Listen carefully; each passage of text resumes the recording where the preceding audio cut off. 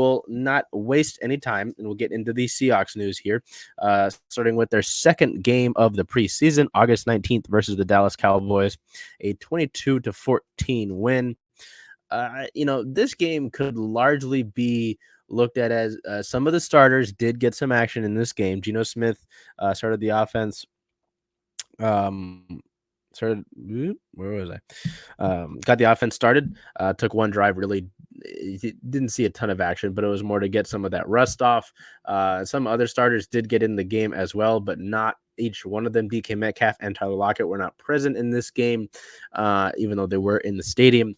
This game was largely about the rookies on offense getting some big chunk plays and some younger players on the defensive side of the ball making some plays as well. So we'll get to offensive and defensive players of the game. I went with Jaxon Smith-Njigba on the offensive side of the ball. 3 receptions, 58 yards with a long of 48. Now, obviously, a lot of his 58 yards come on that one catch there.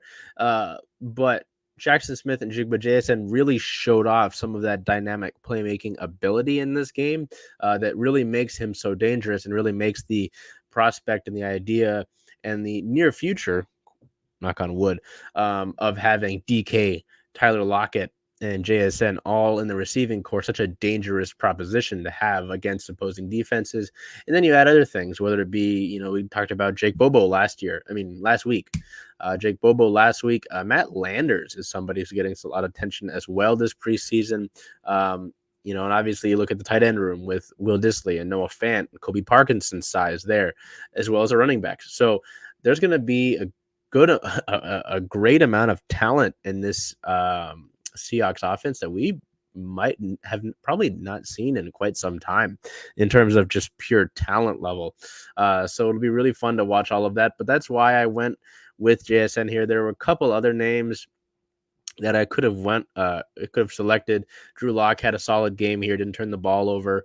Zach Charbonnet had a good rush average.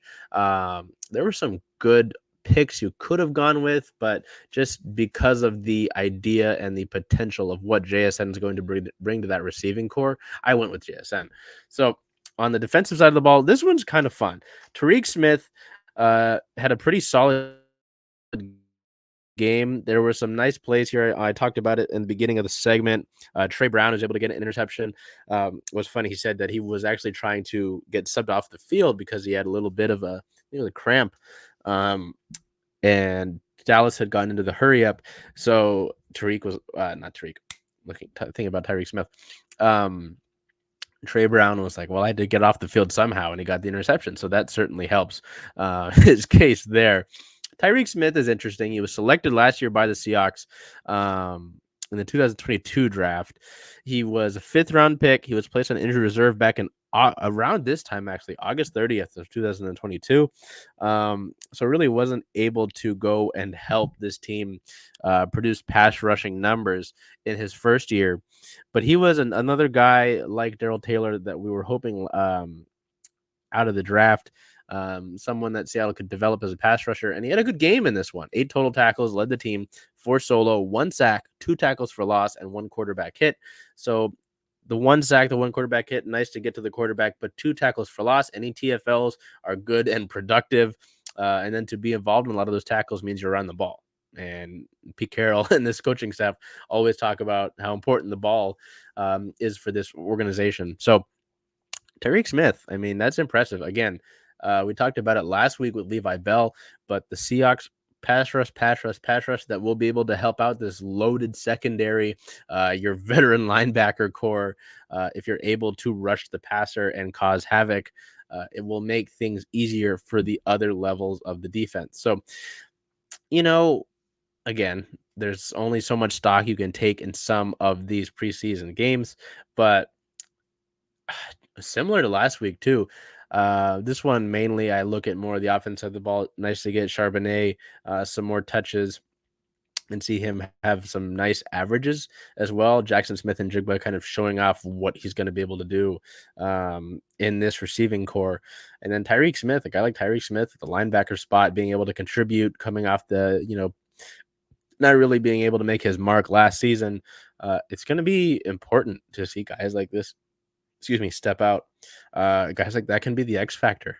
Guys who I always like listing the inactives, because who knows, maybe one of these inactive guys one week comes in and plays a big role the next week, or he comes out and is able to really cement himself and earn himself a spot going forward. So really nice to see that from this team that should prove to have a lot of depth. And I believe the Seahawks are the third roster on a list of the team that has the most 25 or younger players. So they're a young and talented team with a good amount of veteran leadership, obviously with Geno Smith, with bringing Bobby Wagner back, with Quandre Diggs, now with Tyler Lockett and DK Metcalf. So it is very interesting to see the kind of mix there, but know that there's a lot of youth on this team that should help them be good and good for a long time, hopefully. We'll see. In terms of injury-related news, the only thing we have here is a positive note. On the 15th of August, inside linebacker Jordan Brooks passed his physical and is now being able to practice with the team. He hasn't really been able to ramp up. He did not participate in that preseason game that we just talked about, game 2. But it's more about getting these guys back into football shape, is what it was talked about. Pete Carroll the other day did say that all of the guys that were on the physically unable to perform list are healthy and are recovered.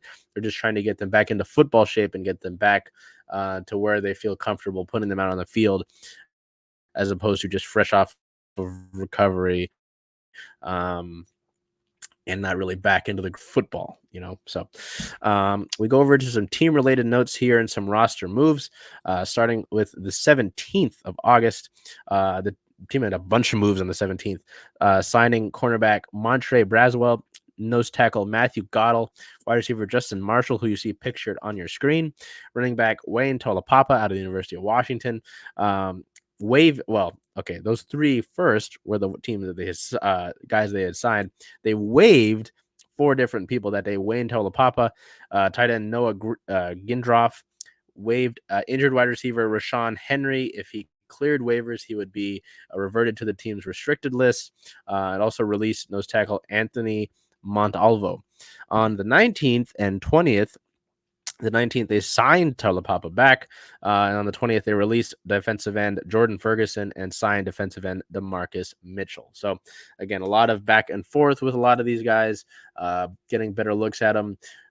With some guys like Tolapapa, maybe they like what they've seen, but they want to bring a different guy into that 90-man roster at the current moment. So they're like, hey, we're going to bring it back like they did 2 days later. And just kind of keeping things active, keeping things fluid as they look at the bodies that they want, the players that they, feel might be able to contribute, guys who might be diamonds in the rough. And we've seen that sort of thing happen before. So anyway, the Seahawks sit at a 2-0 record in the preseason. Woohoo!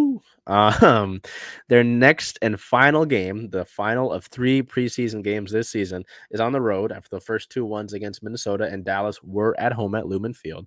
August 26th at the Green Bay Packers at Lambeau Field is a 10 a.m. kickoff. Yes, a 10 a.m. kickoff for a preseason game. Kind of annoying.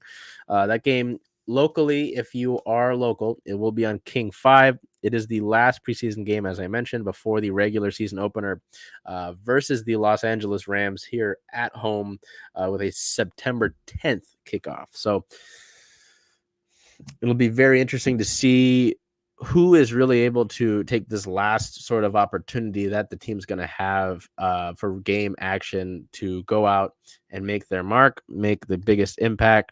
See who's able to put the final touches on a good quality preseason and training camp and really solidify themselves as part of the eventual 53-man roster when the cuts come down and the team has to go from 90 to 53. And maybe we'll see some more veterans knock some rust off, but I imagine it's likely kind of the same as how it's been. If anything, the veterans will get some early action, and then it'll just all be the guys who are trying to prove themselves and trying to make the roster who will come in next and take most of this Green Bay game. So